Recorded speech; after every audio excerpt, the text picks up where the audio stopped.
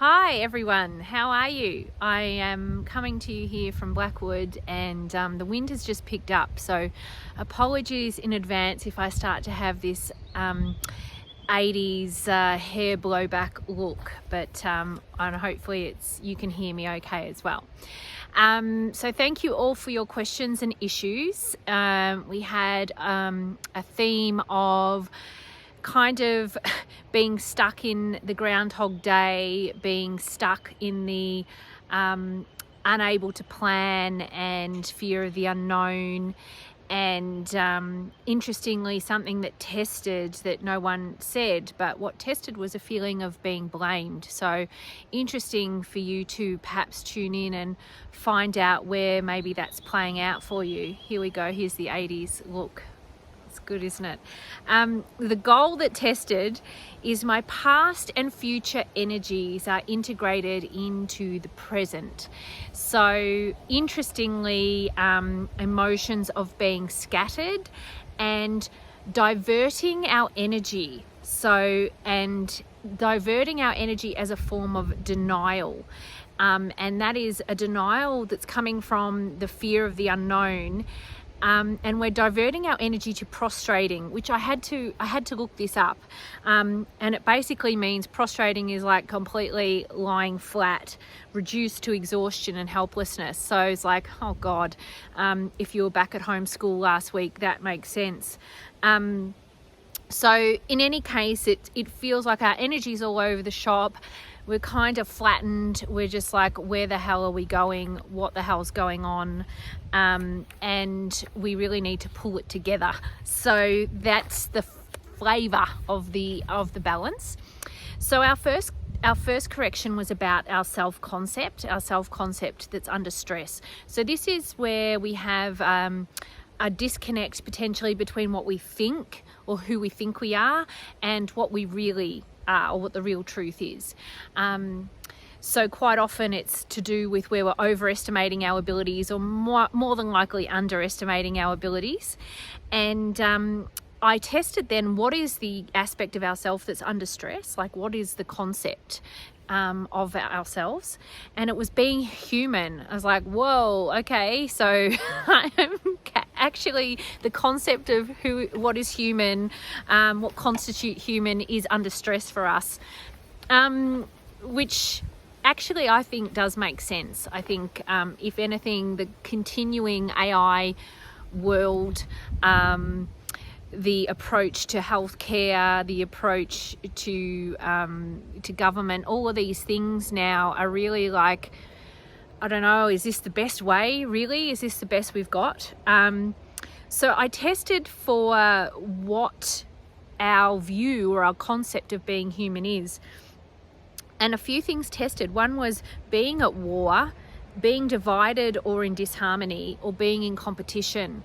And I feel like that is what's been sold to us, or that is what we've been trained to believe. We've been brought up in a paradigm of competition and disharmony and having to fight for. And I guess this balance is asking us, is that really true?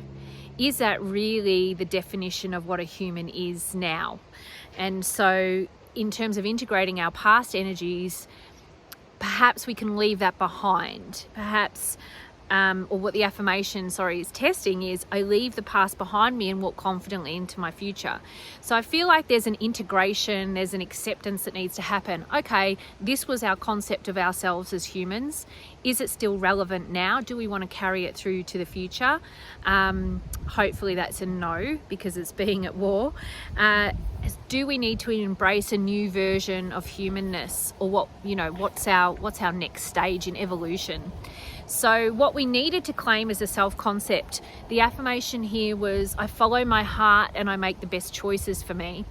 So from my interpretation, that means that the definition of humanness that we're moving into is one of sovereignty, one of personal choice, and one of deferring to the heart, so being heart-led.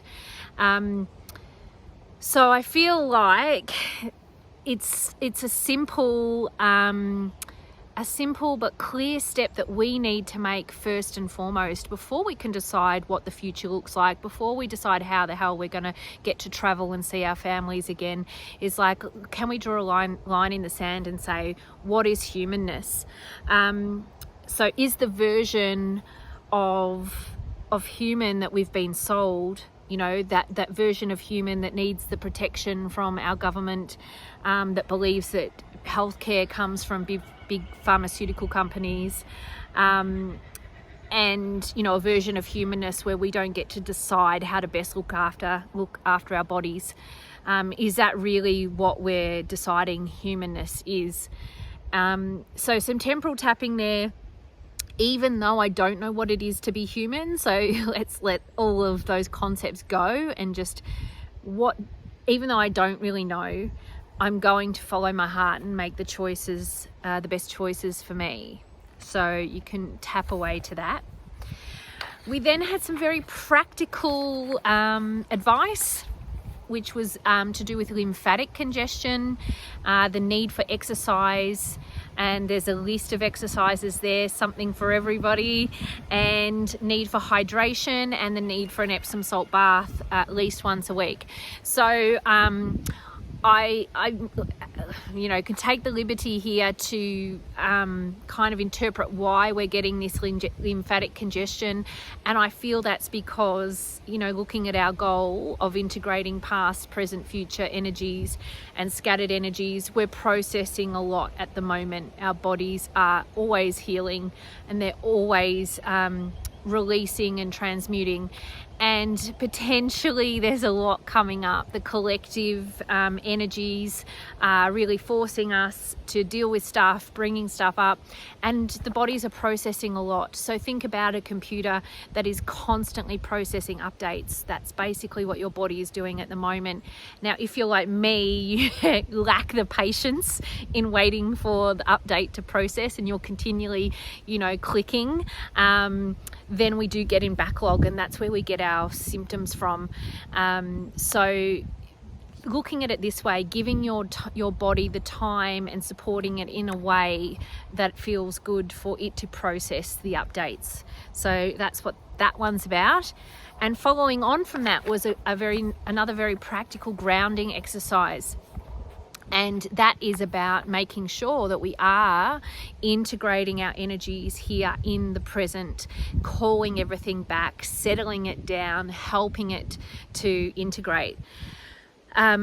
So that exercise, I might do a separate video if you want to do it with me. That can sometimes help, because otherwise we tend to rush through things, or our mind goes, no, because look, the mind doesn't want to shut up and actually settle down. So I'll do a separate video for that, but the instructions are there. But it's basically standing, connecting to the earth, tuning in, and then sitting, feeling that energy as you're sitting. And then there's some holding places for the solar plexus, the heart, and the forehead, and that's all to help your body process. So doing those as often as you can would be good. Ideally when you get up in the morning and before you go to bed at night would be really good, just to make sure you are back in your body. How many bodies are in you? Anyway, let's not go, that's a whole nother topic. And then we just had some support, and I just couldn't resist. I had to include this whole description on Clary Sage because I just thought it was really interesting.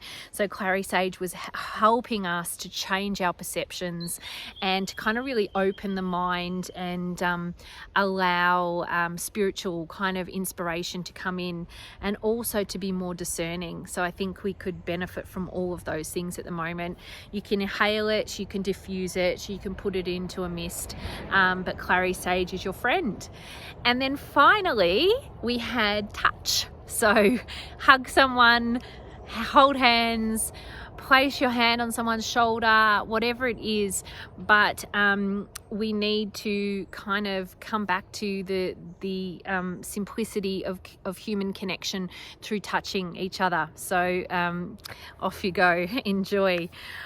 All right, that's it. I'm trying to make these videos a bit briefer if you hadn't noticed. And now the wind's died down, I can, might get my hair back to normal. All right, I hope you enjoyed. And if you've got any questions, feedback, please send them through, and see you in the next one. Take care.